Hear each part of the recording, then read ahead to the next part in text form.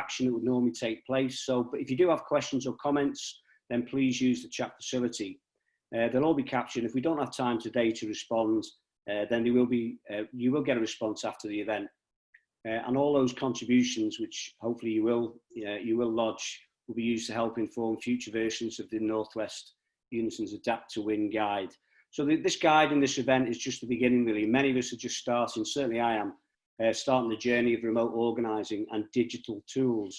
So that guide, based on your feedback, based on the interaction, it will evolve and develop as our skills and experiences increase. So shortly, I'll hand to Kev Lucas, who will give a very brief overview of the impact COVID restrictions have had on our organising activity and outputs. And then Dan Smith, regional organiser, will then run through the guide itself. We'll then have brief case study presentations on some excellent work we've undertaken already, in such as Dolce, Lifeways and East Lancs Health. Bob Kelly will then outline the next steps and further training and support available. And finally, we've got lots of officers and activists on the call today, but even more who wanted to attend but can't. So we will be recording the event, which will then be widely available for viewing. So your continued presence gives assumed consent to the event being recorded. Please feel free to switch off your camera if you'd rather not be seen. So as they say, without further ado, really pleased you're all here, and I'm really looking forward to the event. So it's Kev, it's over to you, and I think you have some slides to show. Thanks very much, Kevin.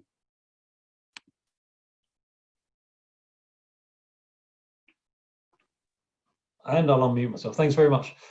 So just a very brief overview of some of the impact COVID-19's had on our organising activity and outcomes. And as you will all know, I'd only tell you that workers generally and frontline workers in particular have been facing and continue to face huge challenges during this period. We've got workplace safety, risk assessment, staffing pressures, working hours, all juggled with care responsibilities at home, moving towards absence pay, furloughing and the consequences, and unfortunately, increasingly job losses within the membership. And at the same time, COVID has kind of cast a curtain around Unison activity. It's hidden much of activity from the view of the wider workforce. All that urgent and individual support and employer engagement that the branches and organisers are conducting is largely invisible to the wider workforce. There's increased home working, a lack of workplace access, and an inability to communicate with non-members, which means that in many areas, Unison has very little local presence. So we've had many great examples of organising remotely in the Northwest. I won't go through all of them, but many of you will have seen, those who are at the regional council, regional committee that immediately preceded this event will have heard about our social care work, the stuff that's been going on in Dolce, the many webinars we've hosted, and hundreds and hundreds have engaged in. Our membership learning and activist training courses have been moved online, and we've had significant membership growth. In fact, year to date, Northwest has got 3,000 more members now than we had at the start of the year, which is a success, but it's not consistent. And it's my view that we need to understand these patterns in order to understand the need to adapt. So I want to say just through three slides which show the impact of COVID on our organising outputs over this year. And you'll see here the big bold red line, which is this year's membership recruitment, and those huge peaks in March and May, absolutely unprecedented numbers of members joining our union in this region. Way above the other two lines, the green line being previous year's joiners at the same time, and the purple line being leavers. So you'll see really massive growth in the first start of the year, which took us to a peak of 5,000 net membership growth in the first 6 months. But you'll see from June, an analysis of the data shows that from June onwards, we've been in a very different picture, and one frankly of decline. Our level of joiners has been below both what we recruited this time last year and also below leavers. So our net peak of 5,000 more members that we saw in June has now decreased to 3,000 members today. And we need to look at where we've had that growth, where it's concentrated, and there's really significant sectoral concentration of that growth. The green block is social care, and the light purple block is schools. And 93% of Unison's Northwest growth has been in social care and school settings, with the rest of the union accounting for just 7% of our membership growth this year. And if we look at the branches of where that's happened, so each one of these bars represents one of our 91 branches in the Northwest and membership growth. And far left-hand corner, you see a lightly shaded area. That's our 10 branches who have grown by more than 200 members this year. And they, between them, those 10 branches account for 60% of our regional growth. You'll see there another good chunk, 27 other branches, which are in healthy growth, followed by a group of 13 in marginal growth, and then 41 of our branches, nearly half of our branches, are actually in net decline. So the overall picture is positive. We're in growth, and that's to be celebrated, but we need to understand the patterns, and they are that membership growth has been due to the exceptional recruitment and retention in the earlier half of the year. That since June, we've been in decline. The where we have grown, it's been concentrated in schools and in social care and within a minority of branches. And that concentration of growth masks net and ongoing decline in other core areas of our union. If we want to grow, which we do, and if we want to stop decline, then we're going to need to learn what works and adapt. And I'll leave it there. Thanks, Glenn. Thanks very much indeed, Kevin. And we're going to move straight on to Dan Smith, who's going to give us some of the key points from the Adapt to Win guide. Dan, it's over to you. Thanks. Thanks, Glenn. Hopefully everyone can see that and hear me as well. Glenn will have to shout out if not, because I can't see anyone.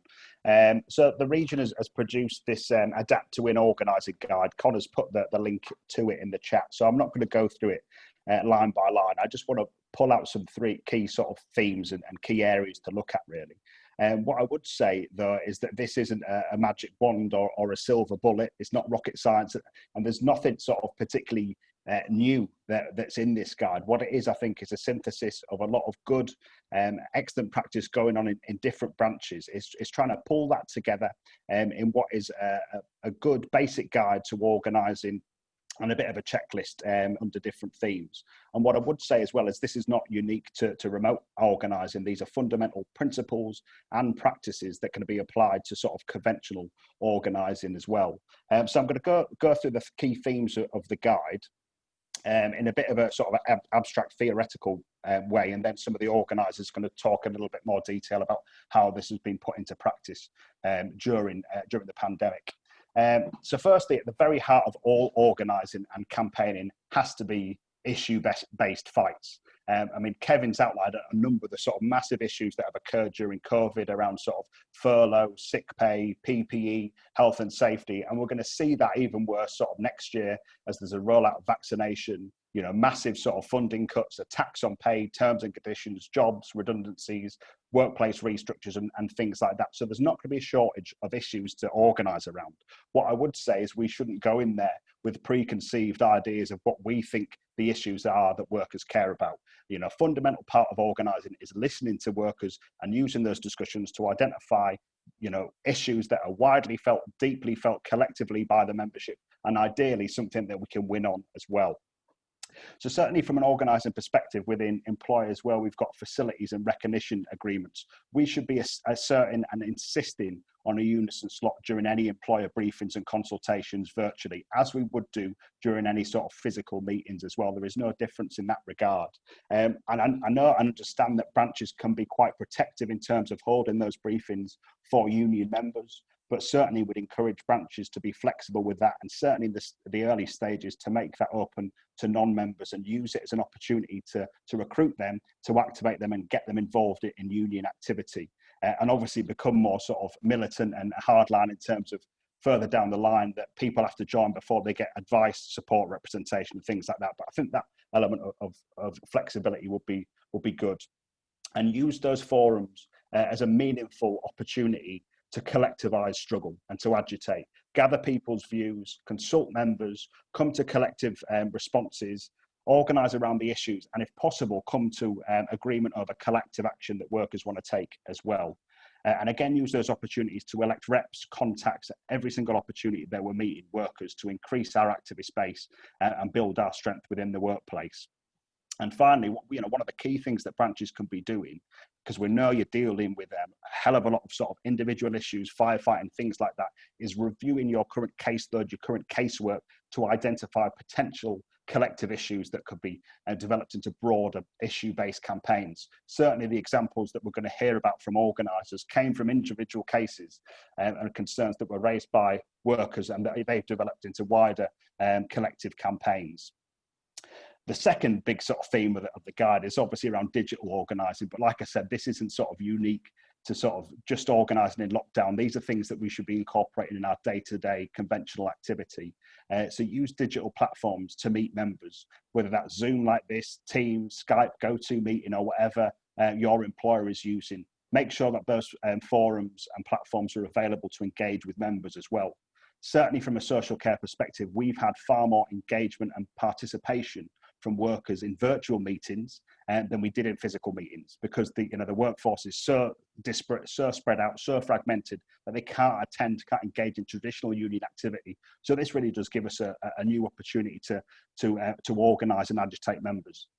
Use these digital tools to survey and consult members, to identify issues and escalate campaigns. But also, I mean, the goal just from an organising point of view is worker contact details. So use that together, non-worker information, so we can follow up and get them to join the union, but also to identify current members that are getting active, so we can engage them in union activism as well. And the guide outlines a number of platforms that you can use, but we've made great use of Survey Gizmo for consulting and surveying members, Megaphone, the TUC petition tool, and Google Forms is free and an excellent tool for branches to use as well.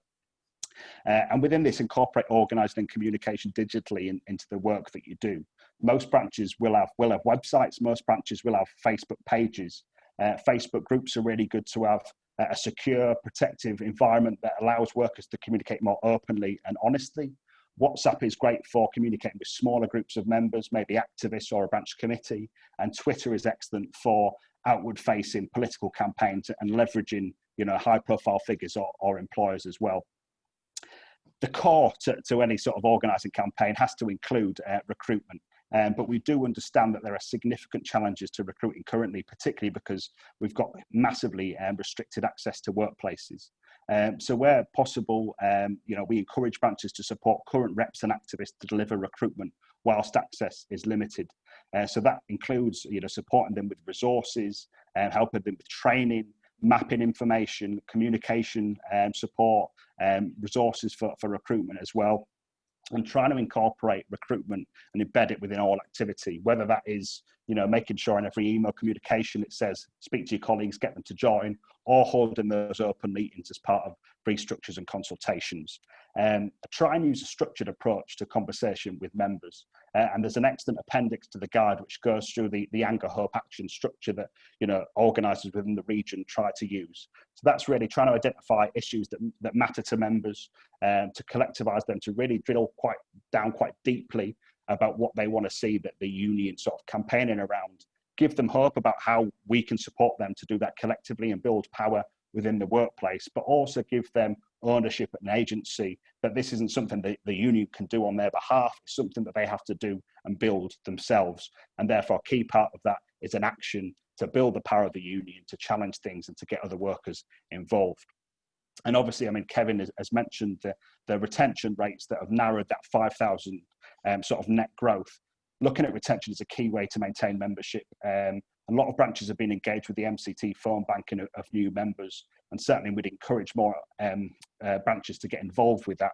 We know it's incredibly effective to retain membership. It will be more effective for branches doing that work because obviously it's a local voice, and also where possible scrutinise lapsed reports, DOCAS cleansing reports to ensure that anyone at risk of leaving or that has left the union, that's followed up in a systematic way, either centrally by the branch or ideally workplace stewards.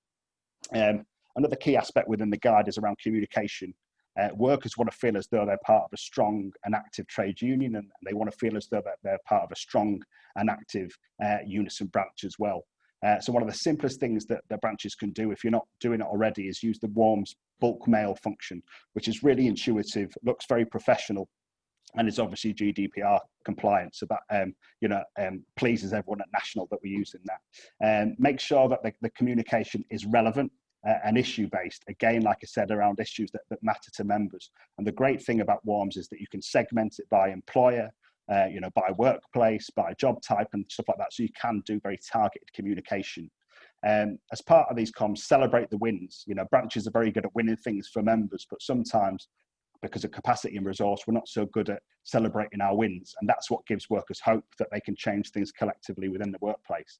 So whether it's a foundation living wage agreement for the whole city, or it's just securing PPE for a couple of workers in a small workplace, talk about those wins, celebrate them, and that will engage more people into the union.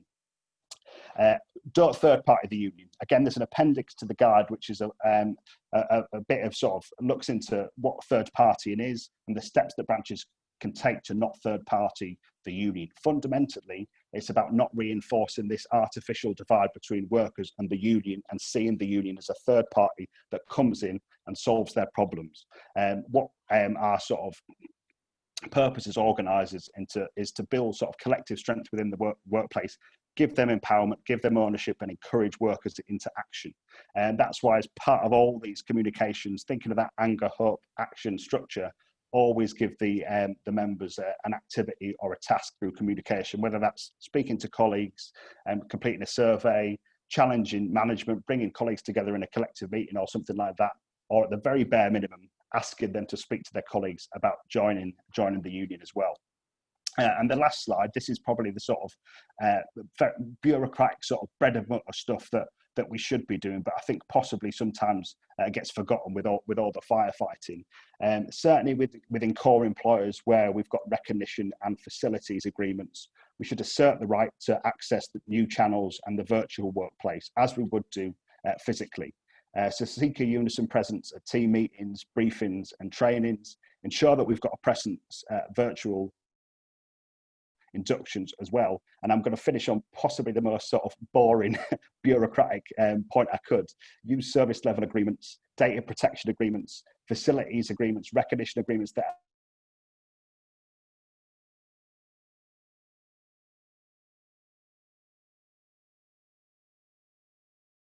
are organised. And on that boring point, I shall pass back to Glenn. Dan, thanks very much indeed. And can I just congratulate everybody as I was looking at your faces for not being as confused and bemused as I was when you started talking about megaphones and Google Forms. So you've either got very, very, very tight control of your facial muscles or you generally do understand what Dan was talking about. I don't think that is a boring point to finish on, Dan, about SLAs and DPAs. They're crucial. The message really, two messages really. The link to the guide is in the chat facility. Who'd have thought I'd have been saying that 10 months ago? But secondly, we've got to adapt not just to survive, but in order to be able to win things. We cannot simply sit back on our non-virtual laurels and expect it to happen. And finally, before I introduce Anne Madden on the Dolce dispute, who'd have thought that the most common expression this year so far is "you're on mute"? So I haven't made that mistake as yet. So can I now welcome this, examples of 3 case studies, Dolce, Lifeways and East Lancs. And I'll introduce Anne Madden first, one of our great organisers. The screen is yours, Anne. Thank you. Thank you. Just 1 second. So I worked on the campaign with Dolce, which is a private school catering company, and our mapping eventually showed that this was mainly within primary schools. The situation was that Dolce were reducing our members' hours by 20%, but then offering overtime. They were using COVID-19 as the financial reasons, saying that because a lot of school bubbles were having to go home and isolate, that meant that there was a lesser demand of school meals. And when we spoke to the members, it just wasn't the case. In fact, the demand was more because it was taking a lot longer to deliver school meals now than it ever has.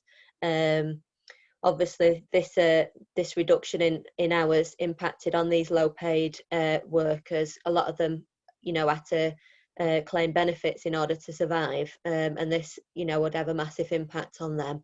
And the other thing was that the members were informed over half term, whether away from their colleagues, and it was by phone, and only given the 2 weeks notice during half term, which, is obviously disgusting. Now, the aims of the campaign, we need to, and this is, you know, the aims of most campaigns is to map your membership. It's a good opportunity to data cleanse. In this situation, you know, we've got a big fragmented workforce all over the Northwest. We want to deliver a member-led campaign. As Dan was saying, you want an issue that the members feel strongly about, and we want them to lead it, not the union winning it on their behalf. We want to make sure we're retaining current members as well as recruiting new ones.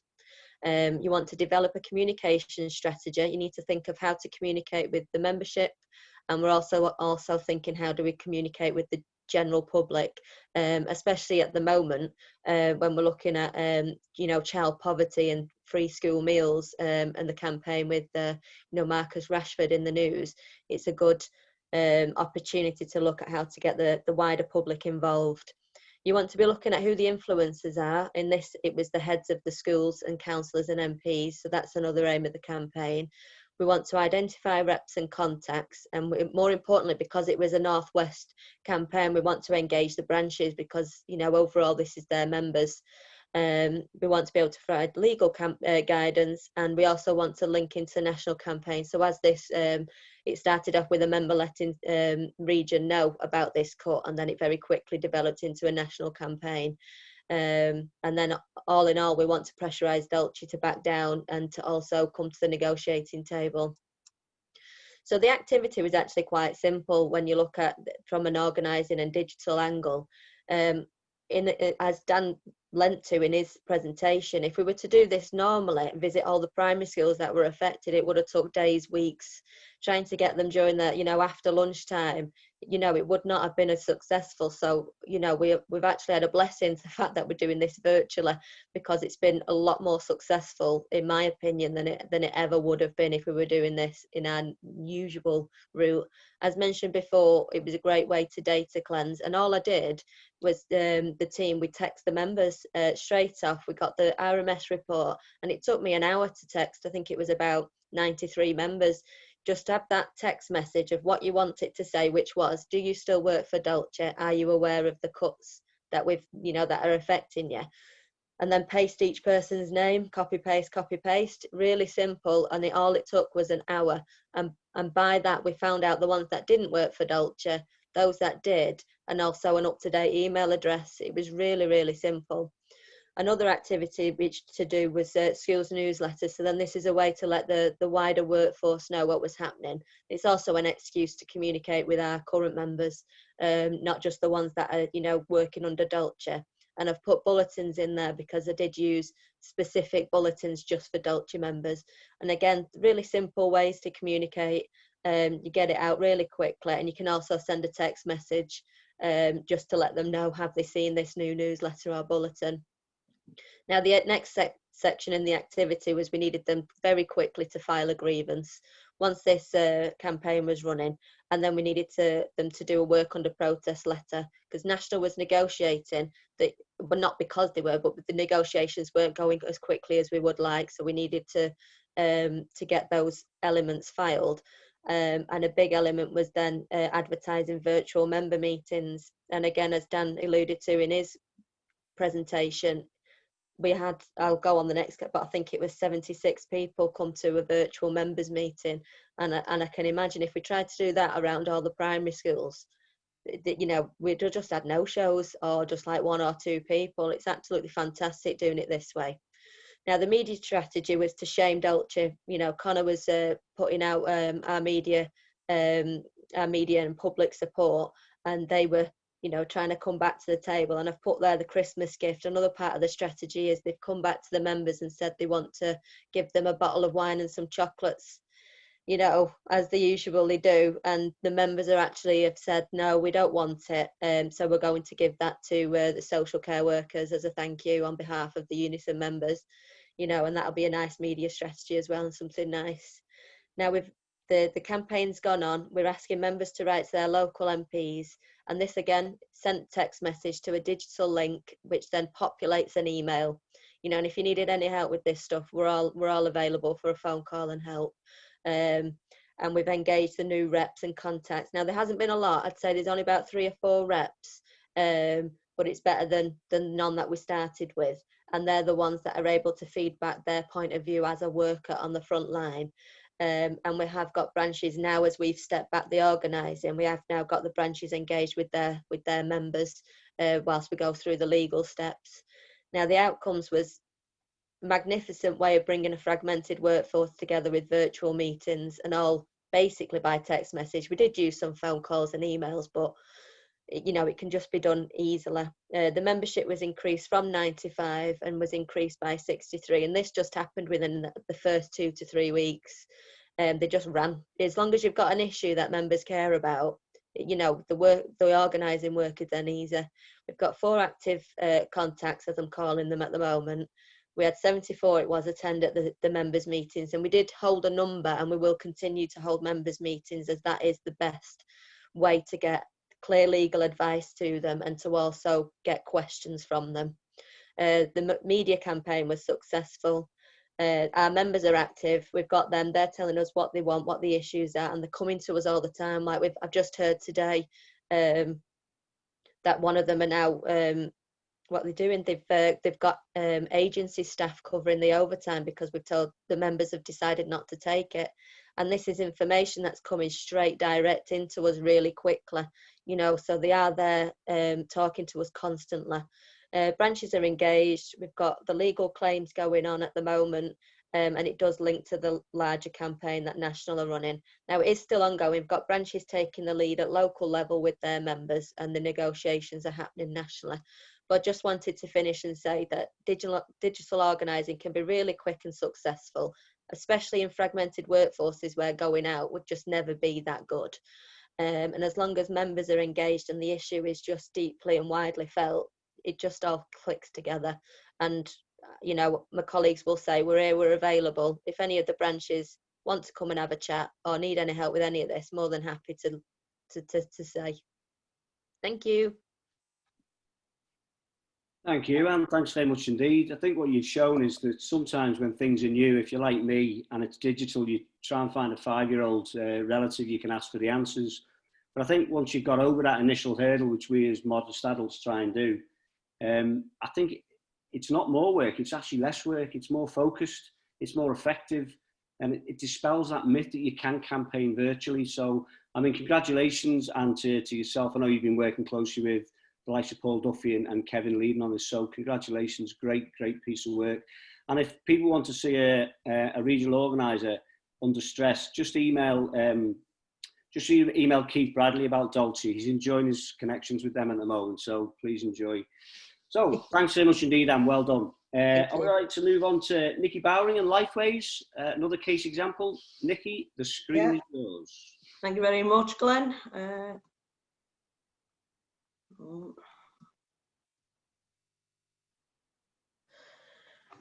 Hi everyone.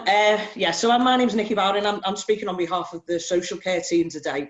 We've run a campaign through with Lifeways on a fair pay for holiday.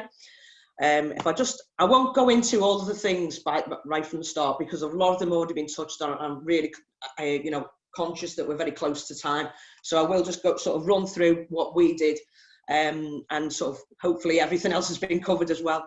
So the situation from our point of view was we wanted to meet with social care members to find out what sorts of issues they were dealing with, and what we expected as organisers, what it was going to be around COVID issues, PPE, sick pay, furlough, isolating, things like that. But in matter of fact, a lot of that had already been dealt with through the campaign earlier on, through the regional social care campaign.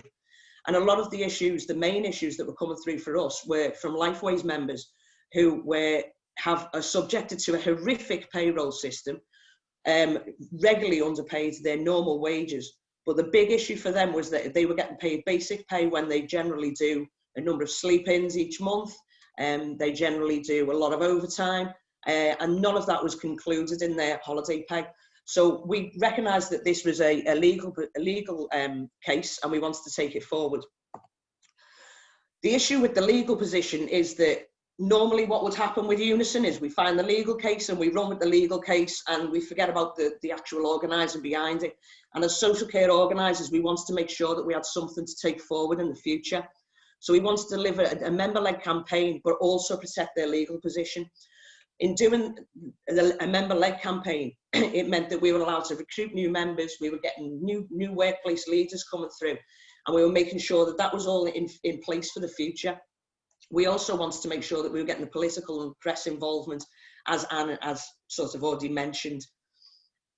So how do we do that? When these members are generally working in supported living, they're very, very disparate right across the region. We have around about less than 400 members in Lifeways right across the Northwest. They work in houses with maybe 1 or 2 other people that they may only see once a week, 3 times a week, if that. So it's how do we get this out to them? So we started with, let's make some phone calls, let's find out if this issue is widely and deeply felt.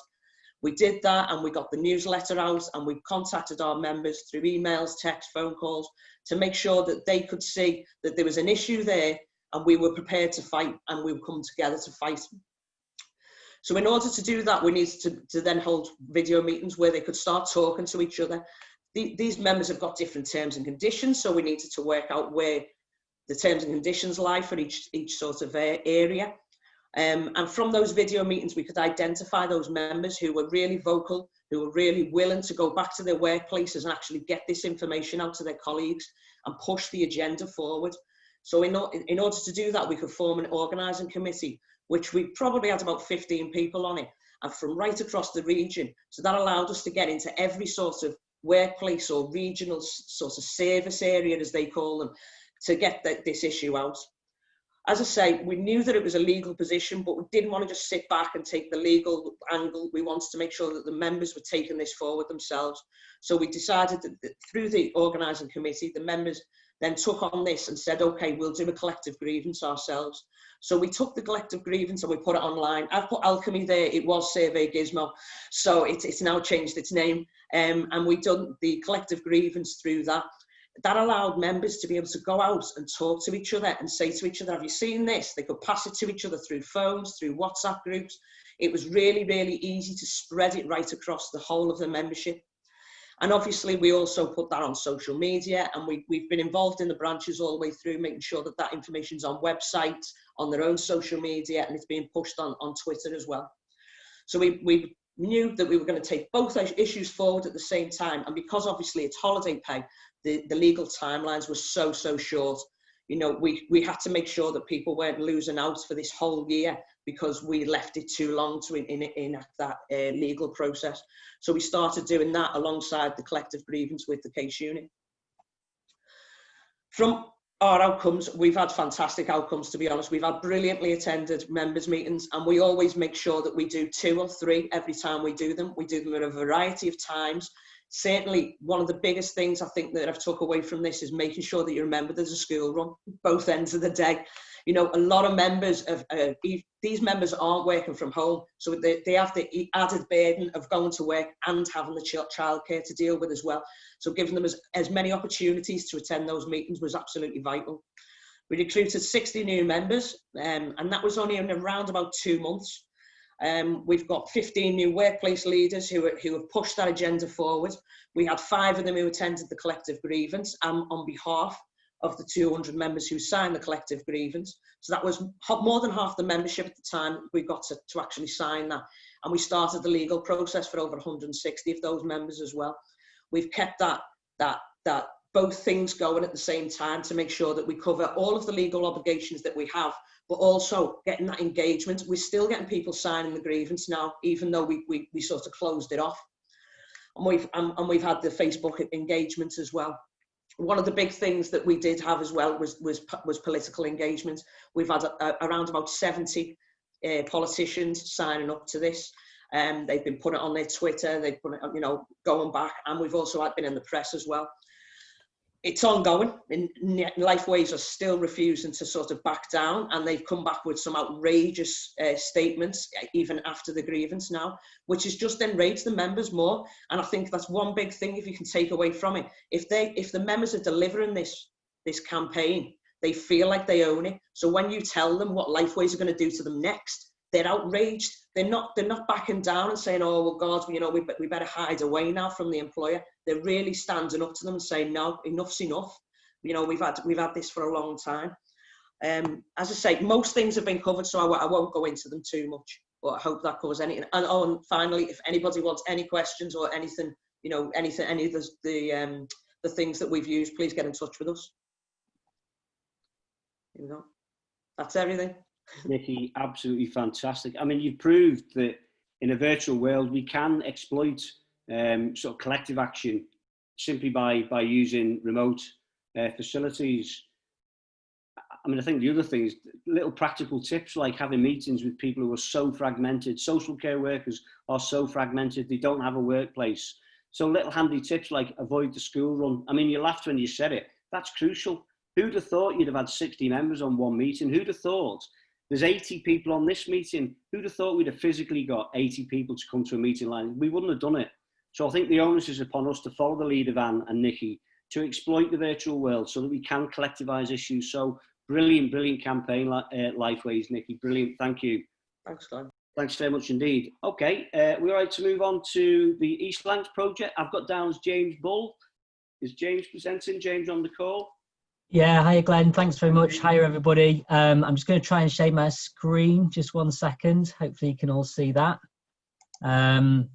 So just to give a quick overview of the East Lancashire Health Organising project, and then individual members of the team involved are going to talk a little bit more about some of the details. So as always, at the outset, when we started working with the branch as the Fighting Fund team in August, we sat down with the branch virtually, albeit, and worked through what the objectives of the project were. And there were numerous ones. We put those into a plan, but crucially, recruitment target, the ambition to develop a campaign, essentially a dispute, if necessary, for NG staff working as security guards to achieve parity with their NHS colleagues on Agenda for Change. In terms of the digital aspect, to create a branch Facebook group and increase the number of people that they had email records for, and also to build the NHS pay campaign. And so far, we've managed to achieve 14 new NHS pay contacts, activists who are raising the profile and the part of that campaign, numerous members who've written to their MPs, but 28 specifically who we've tracked in terms of getting responses for those MPs and then publicising the MP responses after that. Increased the email density to 68%, built a Facebook group of over 1,000 staff from scratch, and also got the NG campaign, which is now a dispute for Agenda for Change pay, up and running. So a few members of the team are now just going to outline a bit more detail about 4 particular aspects: the NG dispute, the NHS pay campaign, the face-to-face activity we've done and how we've adapted that in the times that we're in due to COVID, and also video and social media. So I'll hand over to Russell on the NG campaign. Thanks, James. So I'll be talking about the NG campaign, where we're working with security officers at 2 hospitals to get them moved over to Agenda for Change contracts. The first thing we needed to do was identify the workforce. Luckily, we were still able to do a few site visits at the beginning of the campaign. We also used MCT to identify the members we already have. We distributed a survey to our members that helps identify the pay and terms and conditions that members are on, and also the non-members within the workplaces. We were then able to target the non-members for recruitment and managed to achieve an over 90% membership density over the 2 workplaces. After that, we carried out one-to-ones with all of the staff on both sites so that we could do some leadership ID and help explain the campaign. We then put together an organising committee with identified leaders as well as workplace contacts. This organising committee was composed of 4 members from each site, and they represented different shift patterns. To take action, first thing we did was put in a pay claim. This pay claim was agreed and discussed at an all-member meeting that was held over Teams. We did this on 2 different days to ensure that people could attend. We then launched 2 petitions, a solidarity petition, which was for NHS staff to support security workers, and a majority petition for security workers to present to NG. These are agreed by the organising committee and then distributed by them throughout the workforce. We're currently working on a virtual march on the boss. As you can see in the photo, we've distributed these placards and are getting members to take photos of themselves so that we can send them to the boss along with the petitions. Going forward, we are moving with balloting of the members for industrial action. We're intending to launch a public support petition through community groups we identified during a power mapping session, and eventually, if NG won't budge, we're going to move towards industrial action in January. So I'll hand over to Louise now.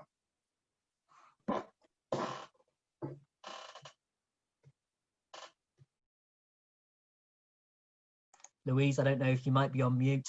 Sorry, can you right. hear me now? Can you hear me? I thought I'd clicked it and I hadn't.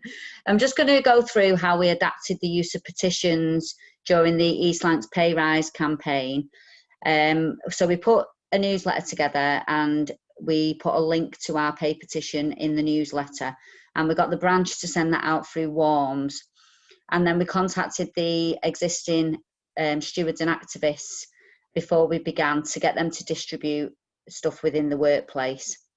And then we've got a Facebook group set up, so we put a pay petition link on there, and then from everybody signing the petition we formed a spreadsheet to phone bank those people. So then we went into phone banking and we were having one-to-one conversations using Anger Hope Action model, and we had the asks of joining Unison if they weren't members, getting petitions in the workplace, petition signatures in the workplace, sorry, and also pledging to lobby their MP. So then we followed this up by, we mapped the activists as we went along, and we sent petition packs out to those members that said they'd get signatures in the workplace. We sent out 14 packs, and we also put together a lobbying guide for the MP lobbying in case people needed further support with that. We then followed up with the pledges. So we had like 28 pledges, and we followed them up to see if MPs had replied. And we had identified activists and leaders, which, as I said, we mapped, and we made sure that as we went along, we've linked them up with the branch, mentors in the workplace, and getting them onto training as we went along. And then the MPs, we were following up with people to see if they'd replied so that we can put together this rogues gallery, which then, as part of the campaign, we're using on social media to publicise that they're saying no to a pay rise, basically. And that's it. It's over to Christine. Thanks, Louise. These slides will give you an understanding on how we built for the pay protest. We engaged with the branch to get the best time, dates and places to hold the protest, as they know the branch better than us and it saves time to use their knowledge. We designed posters that we put up in a Unison notice boards around the sites, which informed the members of what the protest was about, where it was being held and when it was being held. We phoned, emailed members to inform them of the protest, and we also used Facebook to get the message out. We put out a newsletter that was distributed around the trust and also emailed out to members as well. This is one of the posters that was designed with all the information that the members needed. Now, we had to make sure we were COVID secure and follow all government guidelines. The risk assessment that all sites had to have told us the numbers of members who could attend. The risk assessment template is available from the regional office. This meant that we had to limit numbers that could attend the protests. So what we did was we had a rotating attendance. This way, no one stayed for too long and more members could attend. For example, 7th person came along, 1st person would leave, so we still had 6. Hand gel and wipes were used to ensure safety when handling the posters, and we also had stewards in high vis to ensure that we didn't exceed the numbers on the risk assessment. Slide 5 shows the placards that were used for the protests, and slide 6 and 7 shows where we stood, which was at the main entrance to the hospital, but not on hospital land. This meant that both staff and visitors could see our protest, but management couldn't ask us to move. This protest was arranged over a very short time frame, but due to locations that they were held, got a very good response from both staff and visitors entering and leaving the hospitals, as we were placed at the main entrance, with lots of drivers from cars, buses and wagons beeping in favour of the protest, and this really motivated all the members on the protest. I'm now going to hand you over to Sam, who'll finish the presentation with his. Thank you. Hi comrades, I'm just going to talk through how we organise remotely using videos and social media.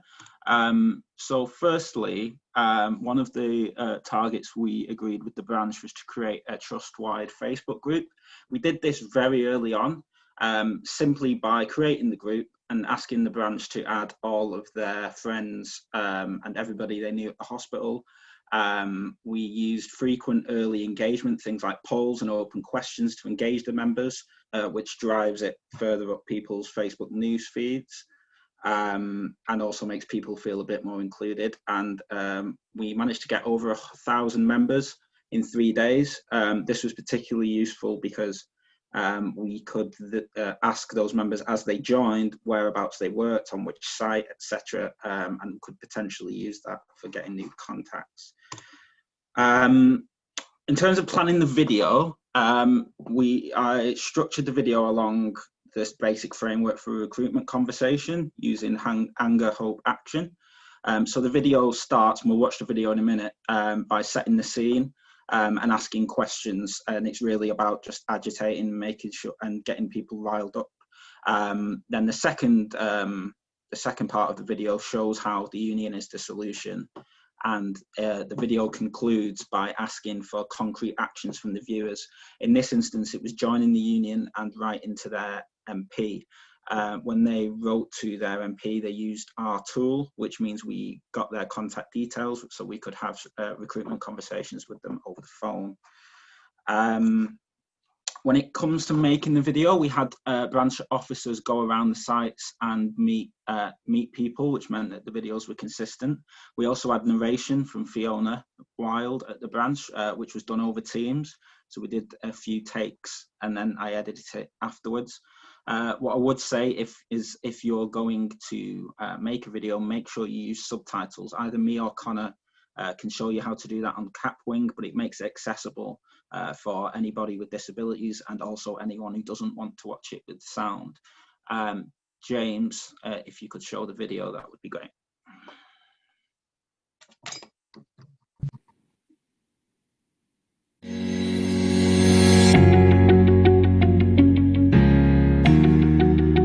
Dear Boris, you called us heroes.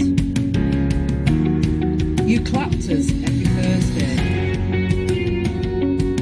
But when it comes to pay, you turn a deaf ear. The patients kept coming in. We watched them suffer. They were alone, scared, and without their families. It was tough, but we're ready to do it all over again. Because we are the NHS. We are the nurses and support workers, the porters and PSAs. We are ward clerks and catering.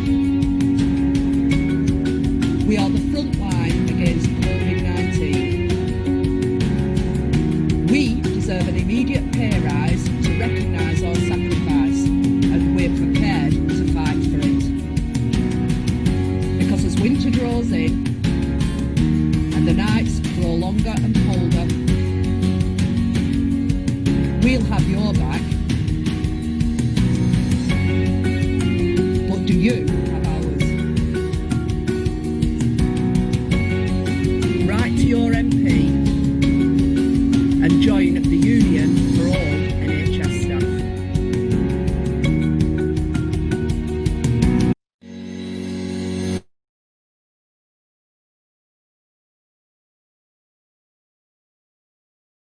And that's it. Back to Glenn.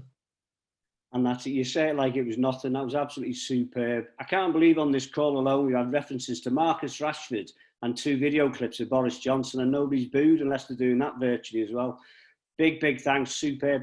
I mean, for me, what I'm picking up is the amount of members that we can get in touch with so quickly in the virtual world, which we've never been able to do before. And we really do need to exploit that opportunity.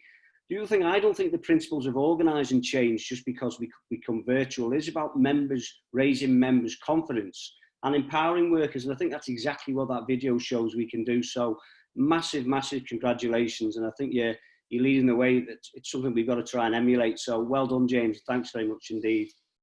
So we're going to break with all tradition now, I think. I think we've got you stuck on. I've certainly got you stuck on my screen.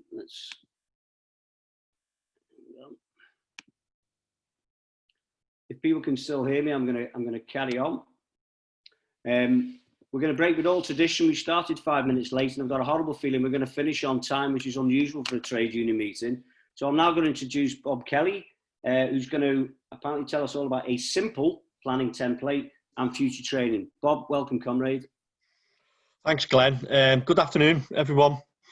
And thank you for joining us this afternoon. As you probably see from the previous contributions, one of the key aspects of the campaigns is that they were planned, and probably what doesn't come across is the amount of time that those organisers spent in the background planning those activities. I'm looking at my phone's just gone off. Apologies. I couldn't have timed that better. So what I was saying, what's his name? The amount of time that's spent planning these activities is really important. So that's why in the guide that's been sent out, at the end of it, in the Appendix 3, there is, there you go, there is, just in case you're not sure it's there, but what's his name? But there is a planning guide to help branches with the techniques that we're talking about today. So what I want to also say, though, that what's name is for a lot of you, I think Glenn has mentioned a number of times how a lot of this is new to him, this virtual world that we've now entered. Although I will say, by the way, old age is not a barrier to understanding this, Glenn. Okay, but so we don't expect everybody here to all of a sudden be able to use these tools and know how to use them.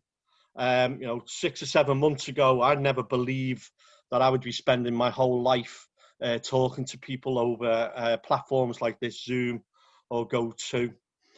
So it's important that as a region, we give you some support in doing that. So what I'm going to do is just run through some of the things, some of the training and support that's available to you to be able to do these things.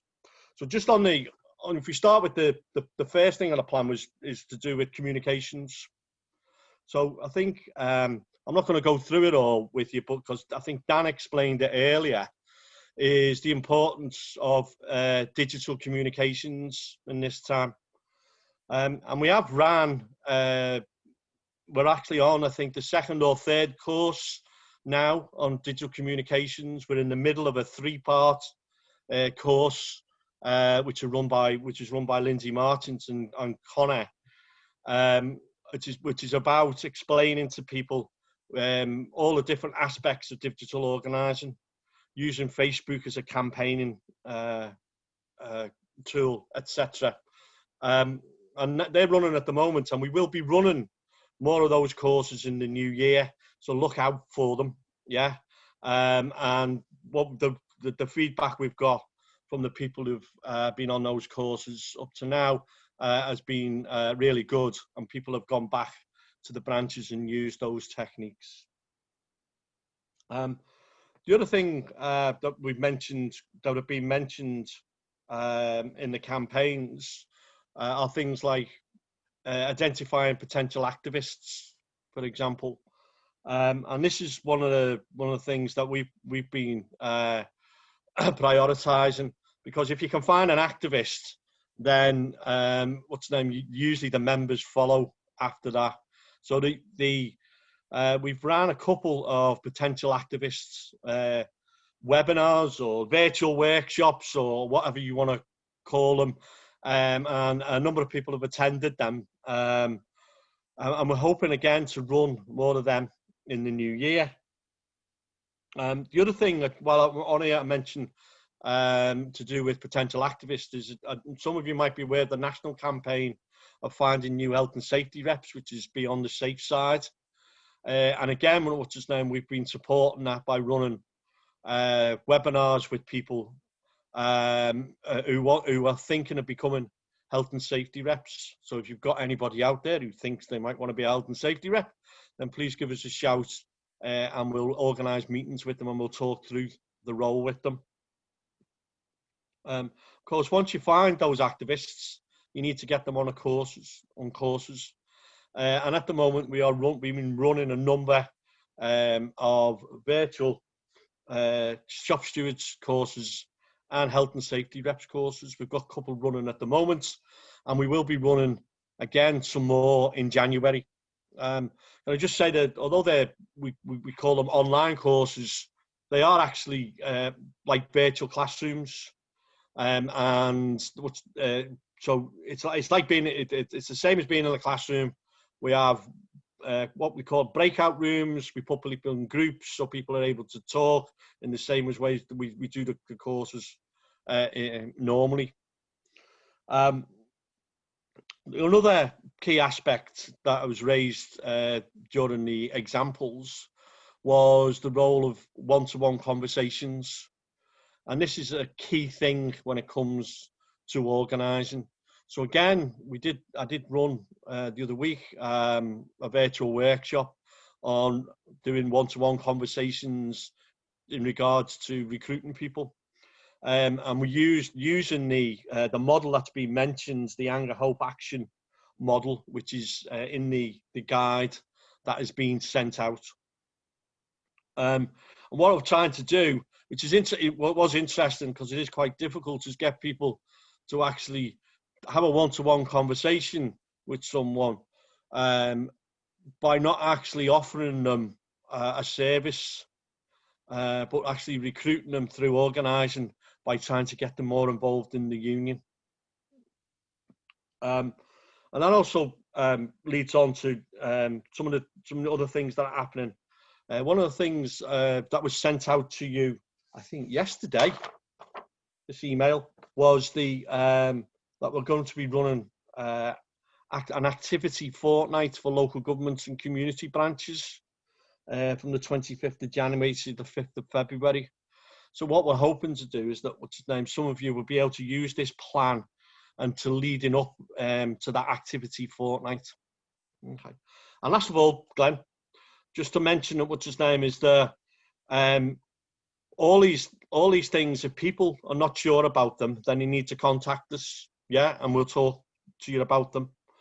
And the other thing as well as ever, there is always the offer for myself and other people is if branches want to invite us to their branch committee meetings or their AGMs in the new year to talk about these things, then please do. I'm also happy if you've got a number of people in the branch, you can get together to put on sessions for people on various subjects if they're not sure about them. That's me, Glenn, I think. That's brilliant, Bob. Thanks very much indeed. I'll pass over the ageist criticism you made of me, obviously, right at the outset. Can I say that we've managed to get there 4 minutes ahead of schedule? So it's my privilege, really, to say a big and serious, genuine thank you to all the contributors and to all the work that's going out there. I still think it makes me chuckle now that we used to just say turn the computer on and off if anything goes wrong. The new virtual world now, if something goes, you can't log in, everyone says it. Oh, just log out and log back in again and you get back in. So we haven't moved on that much. Can I thank also not just the presenters, but the people who've put this together. I can now talk with some confidence about Megaphone, Catwing, Google Forms to people who don't know anything about that. I think the key seriously is when we don't know, we need to ask. We've got the skill, we've got the expertise and experience in our region, and we need to use it. It's very clear from the projects that have been presented to us today that the pandemic cannot be an excuse for inactivity. It cannot be a reason for becoming invisible. It should be the exact opposite. If we can campaign and organise amongst some of the most fragmented groups of workers, like social care workers, then we can do it anywhere. If we can get 80 people on a call to a meeting like this, about virtual meetings like this, then it's the recipe for success. It has to be. So there is a digital revolution, and I would like to think a trade union revolution happening in our region, and we go from strength to strength. So as is always the case in good organising terms, there's some pieces of activity we want you all to take part in. We want you to use the guide. We want you to download the guide. We want you to be part of developing that guide. We don't want it sat on a virtual shelf, if there is such a thing. It will make your branch different and more effective and more powerful. So the first thing is to use the guide. The second thing is to engage, as many have said, including Bob, to engage with the regional expertise that we have. We are looking to improve the resources that we have virtually. And most importantly, is to share your success, share the progress that you're making with the guide, and look after yourselves. So stay well, stay safe, and a big thank you and congratulations to everybody. There's power in the revolution, there's virtual power in our union. I tell you, we're getting there. Thanks very much indeed, comrades. Look after yourselves.